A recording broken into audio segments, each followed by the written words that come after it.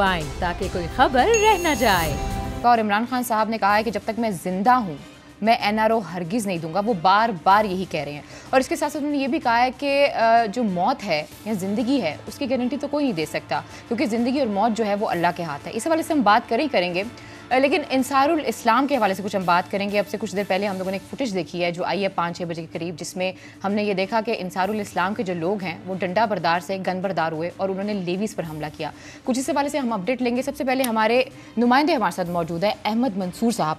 अहमद मंसूर, मुझे ये बताइएगा कि वहाँ पर ये जो वाक़या है ये कैसे पेश आया है, क्योंकि अंसारुल इस्लाम के हवाले से तो जो भी बात की जाती है वो यही कहा जाता है कि उनके पास डंडे हैं, लेकिन ये गनें कहाँ से उनके पास आ गई और क्या कोई नुकसान तो नहीं हुआ, कोई ज़ख्मी तो नहीं हुआ?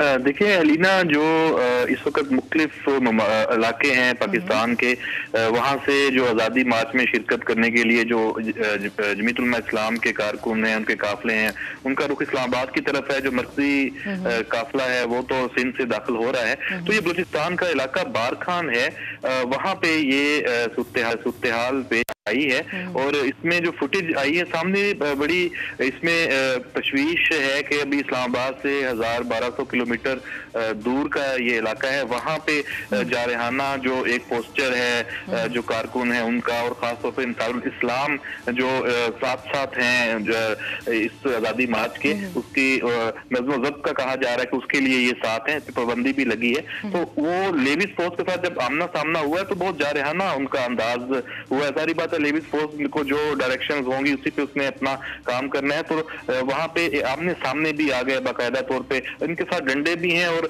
जब सूरत हाल बड़ी है तो ये फुटेज में देखा जा सकता है कि किस तरह फिर लेविस फोर्स को मजबूर होकर इनको जो मुश्तल हजूम है उसको मुंशर करने के लिए हवाई फायरिंग करनी पड़ी है। तो इस तरह के वाकयात कशीदगी तो होते हैं, और कशीदगी को सामने में बदलते कोई देर नहीं लगती। तो ये एक वाकया है, लेकिन इसमें तो हुकूमत की जानिब से क्या इस पर अमल किया गया है, क्या उन्होंने एक्शन लिया इसके ऊपर? देखिए एक्शन तो अभी जो पहले हमने देखा कि अंसारुल इस्लाम पर पाबंदी लगी है, अभी केस अदालत में भी है और वहां से भी कोई फैसला इसका सामने आएगा।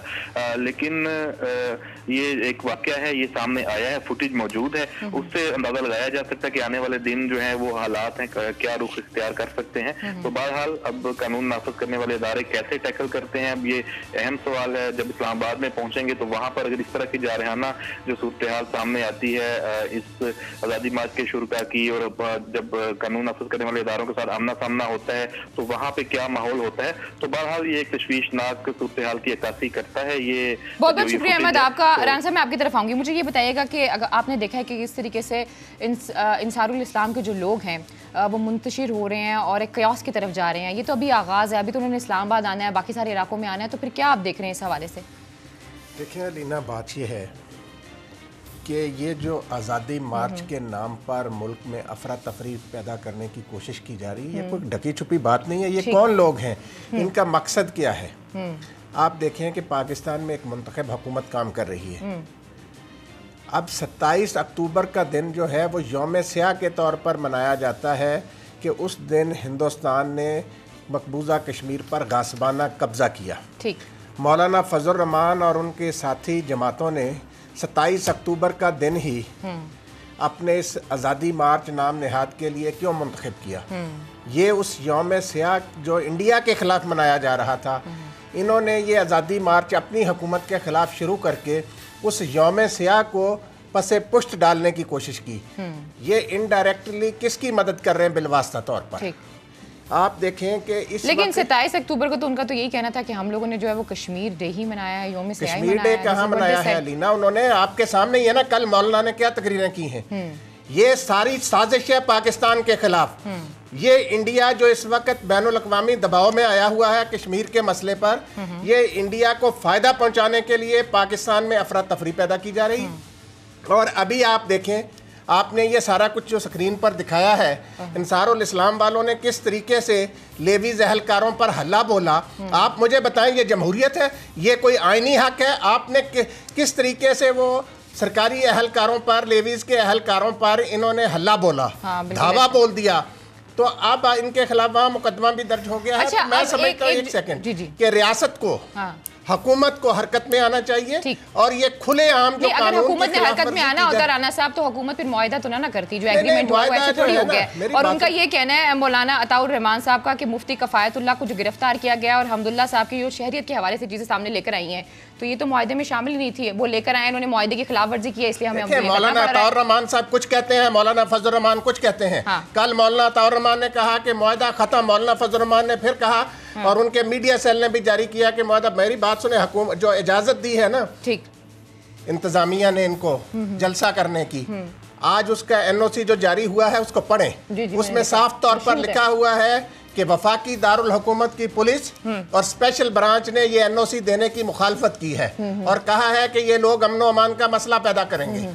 लेकिन एनओसी जारी तो कर दिया गया ना, एनओसी, मेरी बात सुने ना, एनओसी में जो शराइत हैं वो इनको पूरी करना होंगी। ये पहले भी हम बात कर रहे हैं कि ये जो JUI वाले हैं इन्होंने ये जो एग्रीमेंट भी किया है, ये खुद आप देखें ना एग्रीमेंट किधर गया जब इन्होंने लेवीज के एहलकारों पर दावा बोला वहां पर। इनका काम कहते हैं इनके पास असलहा भी था, इन्होंने पुरअमन तरीके से अलीना एहतजाज होता पुरअमन अंदाज में। अभी तक तो ये सिंध में जो एहतजाज इनका जारी है सिंध हुकूमत की सरपरस्ती में हो रहा है, तो अभी आगे जाकर इन्होंने क्या करना है? मुझे ये बताएं, ये जो एहतजाज है क्या ये पुरअमन ही रहेगा? क्योंकि आगाज़ आपने देख लिया किस तरीके से हुआ है, जैसे ये सिंध से बाहर निकले हैं तो इंतशार फैलाया जा रहा है किसी न किसी तरीके से, और खुदा ना खास्ता अगर कोई मिसहैप हो जाता है, किसी को कुछ हो जाता है तो कहाँ तक जाएगा ये इंतशार? और अगर ये इंतशार बहुत बढ़ जाता है तो क्या इसको कंट्रोल कर पाएगी गवर्नमेंट?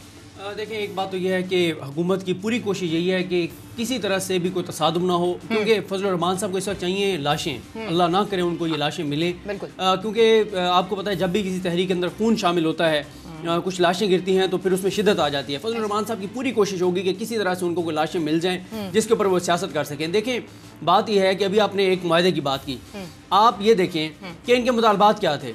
इनका मुतालबा था कि इमरान खान इस्तीफ़ा दें, दूसरा इनका था कि नए इलेक्शनों का ऐलान हो, तीसरा इनका ये मुतालबा था कि इस्लामी निज़ाम के नफाज हो, चौथा था कि जो कश्मीर के ऊपर सौदेबाजी हुई है उस हवाले से जो है हुकूमत वो सौदेबाजी ख़त्म करे और कश्मीर का मुकदमा ठीक तरह से लड़े।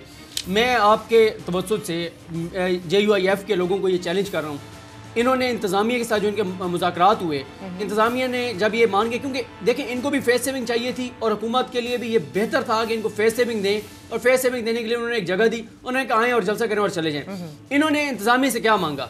जब एक होता ना कि आप एक कह रहे हैं कि हम आ रहे हैं इस्लामाबाद, हम ये कर देंगे, हम वो कर देंगे, ज़ाहिर है इंतज़ामिया भी डरी हुई तो होती है, गो कि जब वक्त आता है एक्शन करने का तो वो रियासत से ताकतवर कोई नहीं होता। इंतज़ामिया ने कहा आप हुक्म करें, हम आपके लिए क्या कर सकते हैं। इन्होंने जो इस्लामाबाद इंतज़ामिया उनसे 600 बाथरूम्स का मुतालबा किया। इन्होंने कहा जी हमें 600 बाथरूम्स बना दें, ये बस आप हमारी फेवर कर दें, अब आवाम के टैक्स के पैसों से 600 बाथरूम्स बना के दें। हुकूमत गिराने निकले थे, बाथरूम बनवाने के मुतालबे के आके मान गए।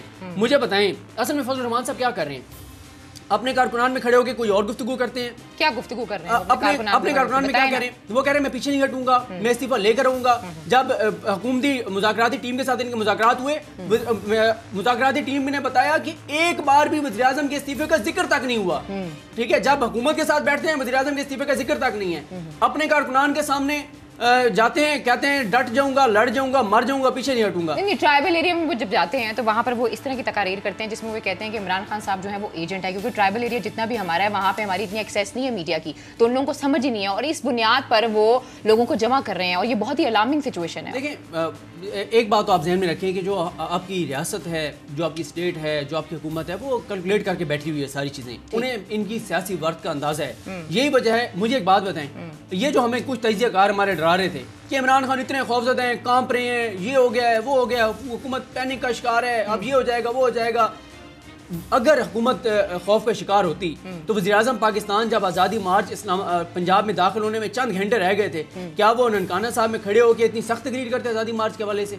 उनको ना जिक्र ही ना करते ना, जब वो कोई मफामत वाली बात करते, उनका तो जो मौक़िफ़ था। नहीं, इस पे ये भी तो हो सकता है ना राना साहब, जो भी उन्होंने बात की, जिस तरह उन्होंने पॉइंट किया है सदीक साहब ने, कोई खलीज तो नहीं है बीच में जिसका कोई फायदा उठा ले? तीसरी खलीज का कोई मसला नहीं अलीना, कोई ऐसी बात नहीं। ये सब नाम नेहाद तज्जियाकार और दानिश्वर जो हैं, जो इनके एजेंडे पर, वो भी इन सियासी जमातों के एजेंडे पर काम कर रहे हैं। बात वो है कि मौलाना फजल रहमान का 1 पॉइंट एजेंडा है। ठीक, क्या वो ये है कि भारत को जो सुबकी हो रही है बैनुल-अक़वामी सतह पर, उससे उसको बचाया जाए।